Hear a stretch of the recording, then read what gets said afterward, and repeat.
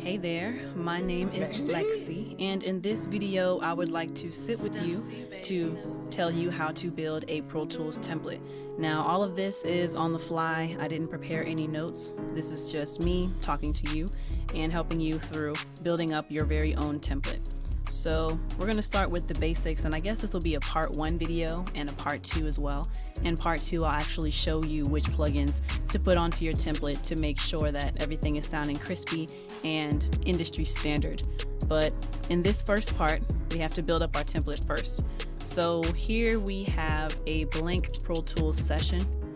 Immediately what I think of, well, I need to be able to record something. Let's say I want to record some vocals. So the first thing I'm going to do is create a few audio tracks. I need a track to be able to record onto. For me personally, I already know the type of singer that I am and the way that I record my vocals.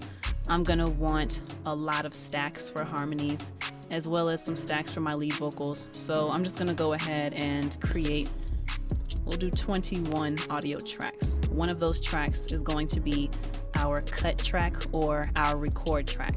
So we have our 20 tracks. All right, let me deselect out of that. We're going to take this first one and we're going to label this our cut track. Or if you want to, you can label it record. It doesn't really matter. It's, you know, whatever you want your template to be. And record is a red color, so I'm going to change the color of that track to red. The way that I did that is I simply double clicked on the side of the track. Let me show you again. Double click on the side of the track where the color tab is, and then that color thing comes up and you can change the colors to make it suit your personal taste. For me, I like my record track to be red because red is record. All right, so I have that ready, and now, well, actually I think my microphone is in this input, so that would be there. That is my record track. Now when we think about the parts of a song, we need a verse, we need a hook, might have some, and for me definitely I'm going to have backgrounds. So the way I like to record, I have a lead track. I actually feel like having all of this capitalized. So I have a lead track, sorry, I just moved the microphone. And the way I like to do my leads most of the time is I'll stack it, but on the left and on the right. So I'm going to have a lead track, a lead left, and a lead right. And I like my template to be color coded. So I'm going to select this track. I'm going to push down shift to be able to select all three. And now I'm going to hold shift and command at the same time, double click on that color tab, and I'm going to change the color of these all to pink, a nice deep pink, or somewhere almost purple. So those are my lead tracks, and let's see, for me, I like those stacks on the side of my leads to be like barely noticeable, and I'm a little OCD when it comes to these things, so it has to be exactly 10. And now for my lead left, I'm going to pan it to the left 16 and to the right 16. So that way, if I feel like I want to dub any specific lines or words during my verses, then that's what I'll do on my lead track. So once we do the lead, now that's for my verses. Probably going to need something for my hook. So this next audio track, we're going to call that hook. And we'll do the same thing with the lead tracks. So I'm going to make a hook on the left side and a hook track on the right side. And again, select that to highlight it, push shift, click all the way down through the tracks I want to highlight, hold down shift command, double click to get that color tab going. I like my hook tracks to be this nice blue color, so I'm going to make it blue. Again, you can make yours whatever color you want to. It doesn't matter. It's your world. It's your template. This is something you have to live with every time you record. So make it fun for you. You know, put it into colors that you like. So now, because of the way I record my music, I love harmonies and I love stacks. When you listen to my songs and you hear all the different harmonies that I do, it's layers upon layers upon layers of just these full rich harmonies, right? Well, the way that I achieve that, I'm letting you in on some secrets right now.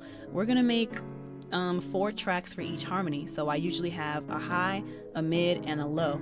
So I'm going to go ahead and label my background tracks: high 1, high 2, high 3, high 4, and then I have my mids: mid 1, mid 2, mid 3, mid 4, and then my lows: low 1, low 2, low 3, low 4. And if you're wondering how I am going through naming my tracks without having to, actually click on it, rename, okay, click on it and rename and okay. The short way to do this is you double click on something to rename it, and then you're going to hold down Command and push the right or the left arrow depending on which direction you want to label your tracks. So that's how you do that. I have all of my tracks for backgrounds laid out. So again, I like to color code things because I'm slightly OCD. Everything has to be in order. So highlight that, hold down Shift, and highlight through all of the low tracks. You're going to hold down Shift and Command once again, double click on that color tab, and I like my background vocal tracks to be a pretty light blue. And I also like to see them all in the screen. I can't see all of the tracks that I have right now. So I still have these highlighted. I'm going to push Shift Option, click on this meter here, this ruler on the side, and hit small. So now all of my background tracks are small. And that's just to affect the sizes of those, right? So if you wanted to affect the track sizes of all of your tracks in your session, then you would simply hold down Option, click on that ruler so you can get your options going, and then click on whatever size you want. If you want to fit all of your tracks into the window, you would just push E, and that will make everything fit. But for now, I don't want my background tracks to be that small, and I generally like to keep these tracks medium. So excuse me, that's how we have that. So now what you want to do, we still have these extras here, so I guess I could just call that my ad-lib track. Ad-libs 1, oops, ad-libs 2. Those can be my ad-lib tracks, and gotta have that color in there. Let's make them orange. Okay. So now everything is just going out of our main output. Well, we need to be able to route these things so that I'm not having to individually manipulate them or individually put, plugins on each of these. So I'm going to create what's called an aux track for each group of my vocals. So, and I actually want my auxes to be sitting just above each group that I'm going to be recording in. So I'm going to click and highlight the track above it to, make sure that when I create my new track, it will show up between this cut track and the lead track. So the short key to creating a new track is going to be Shift Command N. Hold that all at the same time. This box pops up. I am going to do a stereo aux input for my leads. We'll make one just for now so I can show you how to do this. Double click on that color tab. I like my auxes to be green, and labeling is very important. So I'm going to double click on that, name it lead aux. But as of right now, it's still going to that main output source, to my monitors. Everything is running through my monitors. I don't want that to happen. So I'm going to make the input of this bus track, since it's stereo, we're going to make it bus 1 and 2. And again, I like to keep everything nice and organized. So I'm going to right click on that, rename it, and I'm going to call it lead.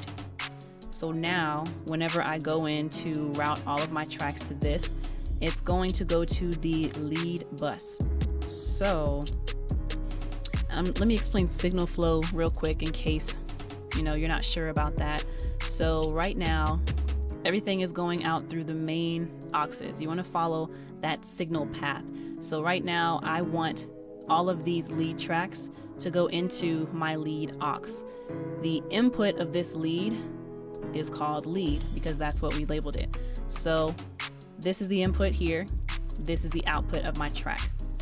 To change the output of all of these tracks, again, you're going to highlight that first one, hold down Shift and click through to the last track that you want to manipulate. And now to change all of their outputs at the same time, I'm going to hold Shift and Option, click on the output. I'm going to route it to that bus called the leads. Click on that. And now you see that all three of the outputs of those tracks have been changed to the lead. So think of that signal flow in this way. All of these lead tracks are going out to the lead aux, but if that lead aux if its input is not specified, then they wouldn't go anywhere. It would just be a dead path, right? So we're going out through the lead bus, and now we made the input of this aux track the lead bus. We made the input lead. So now those leads are going out of our main monitors or our main output. So hopefully you followed that signal path. That was a bit choppy the way that I said it. It wasn't very eloquent at all. So I'm going to review it for myself and for you out there. All right, so right now, our lead tracks are going out through the lead bus. But now that lead bus is going out and the lead bus is coming into our lead aux. So that's why the input of our aux track is the lead bus. That bus would be dead if we didn't specify where that signal is going to go out. So that signal is going out through our main monitors, through our main output. And that's how we have our signal. So I created an aux track for all of my leads, for my verses. I'm going to do the same thing for the hook track. We're going to create a stereo aux, excuse me. We're going to rename that hook aux, change the color. All right. So now we're going to create a new bus 3 and 4, rename that, call it the hook, so I can easily find it when I'm routing my audio tracks. So route the output of my audio tracks to bus hook. Boom. And now they're going through there. So now I need to route all of my background tracks to an aux as well. There are a couple ways you can do this. The way that I tend to do it is I group all of my tracks together. So my high harmonies are going to have their own aux, my mid harmonies are going to have their own aux, and my low harmonies are going to have their own aux. And then each of those auxes is going to route to a background vocals aux. So I don't feel like, creating a new thing and labeling it. So I'm going to create multiple auxes at the same time. So I'm going to Shift Command N. Let's create, I need one for the high, one for the mid, one for the low. So that's going to be 3 stereo aux inputs. Well, actually I need 4 because I need a background vocal aux. There we go. So here, high aux, mid aux, low aux, and then background vocals aux. BGV for short, background vocal aux. Boom, Shift Command, double click the color tab, make them all green. I think that's the same color. It's not. Slight OCD here. They all have to be the same color for me. All right. And now I'm going to set this at the end of my highs. The mid aux goes at the end of my mids, the low aux at the end of my low, and the BGV aux at the end of all of that. So let's see. I want to make this bus the highs. So that's bus 5 and 6. Rename it to make it easier to find. High. The mid aux, bus 7 and 8. Rename it mid. The low aux goes on to bus 9 and 10. Rename it low. And then all of those, my BGV bus 1112, rename BGV. Boom. So now don't forget to route all of those to their respective aux tracks. Make the output of the highs go to my high bus. The output of my mids is going to go to the mid bus. Right. The output of my lows go to the low bus. And now, all right, here. Oh my goodness. Here, I know it's control. Nope, it's not control. Well, it's command. Okay, so highlight all of those, high, mid, low. Now all of those are gonna go to my background Vox aux. Boom, there we go. So, and actually, I think I want my ad-libs to go along with my leads.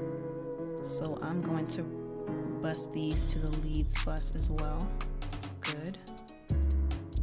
Let's make this small so you can see everything, or most of it. All right, so now we have a place for our verse and our ad-libs. We have a place for our hook, and you could use this ad-lib track for those ad-libs as well. We have a place for our harmonies. They have their own aux. Mids have their own aux, lows have their own aux. And the background vocals have their own aux in general as well. I think I want a different color. Let's make it yellow. Yeah, that's pretty. So now, lastly, we need a master fader. So I'm going to Shift Command N, create new track, make it stereo, master fader and samples, create. I like it to be at the top of my session because it's the master, it's above all. And I actually like my master to be yellow.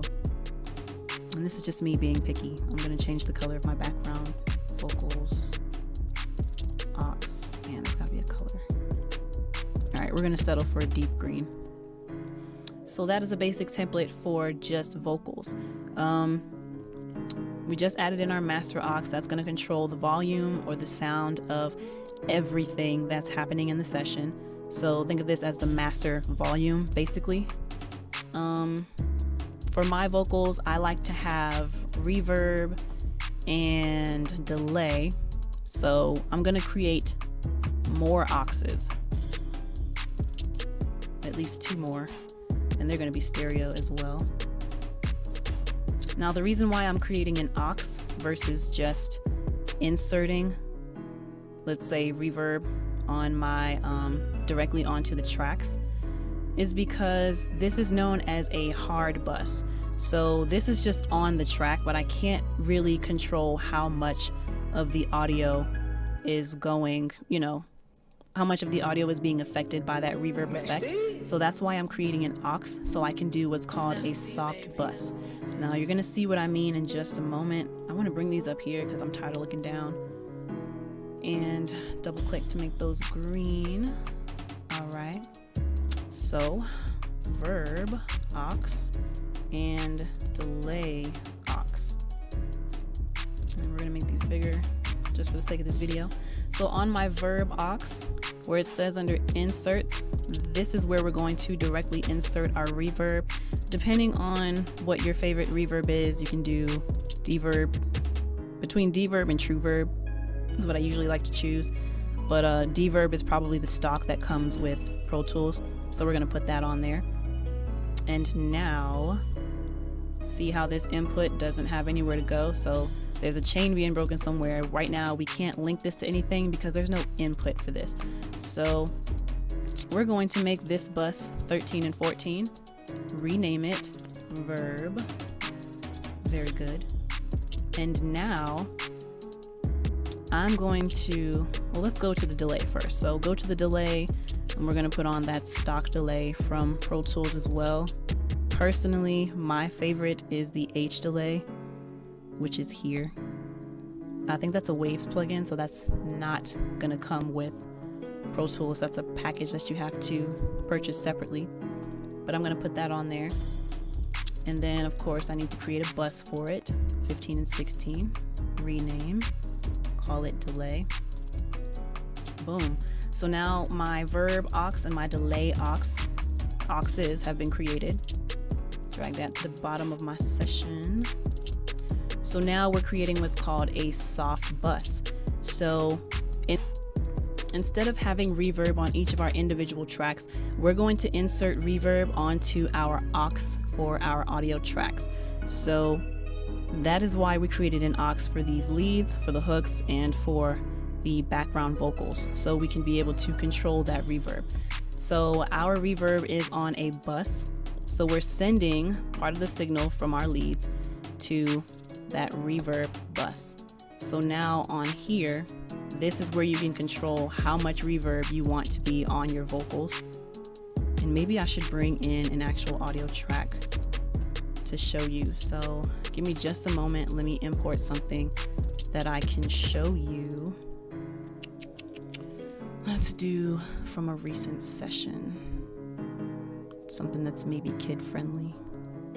Where does the time go?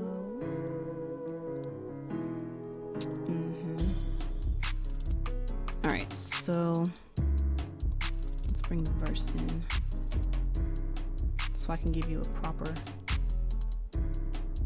example. I don't know if that's gonna play on me.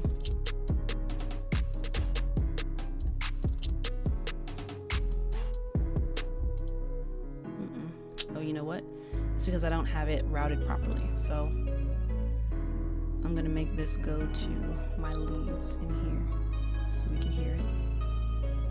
You work a 9 to 5, someone else's goal, home from 5 to 9. See how dry that is? That's extremely dry. So we're going to open this up, and now let's listen to what that sounds like when I start adding in or dialing in some reverb. Work a 9 to 5, someone else's goal, home from 5 to 9, but wasted while you're home. See that? Spending the days to get money for low. Work for some. So now from there you can control how much reverb you want on your track versus, let's look at this. If I only put reverb directly onto the track, sorry, I can't find my way here. If I only put reverb directly on the track, now I'm stuck with that. I can manipulate it here, but honestly, that's kind of frustrating for me. So I like to just put it directly onto the lead aux and be able to control it from here. So it's dry right now, and then we're gonna dial it into the amount of reverb that I want. Work a 9 to 5, someone else's goal, home from 5 to 9. There you go. Oops, a little too much power. Let's change this. 1024. All right, but now I have the amount of reverb that I want. Work a 9 to 5, someone else's goal. Cool. And the same thing with the delay. So I like reverb and delay on my vocals, so I'm going to add delay onto here. Work a 9 to 5, someone else's goal, home from 5 to 9, but wasted while you're home, spending. So I think I generally like to keep it around this level, just for, you know, a slight little echo in the background. Work a 9 to 5, someone else's goal, home from 5. Cool, and there you have it. So I just really wanted to give you a quick example of why you create a separate verb track and delay track. That's basically it for a basic template. I will show you how to add on your different plugins to make your voice sound, you know, that industry standard, to give it that industry and radio quality. But that is it for this video. I hope I was able to help you learn something new today and get you started on your journey as an audio engineer. But until next time, peace. All the engineer has to do is sit back and make sure that you get a good sound quality recording. The engineer is not in charge of making sure that you're giving your best performance.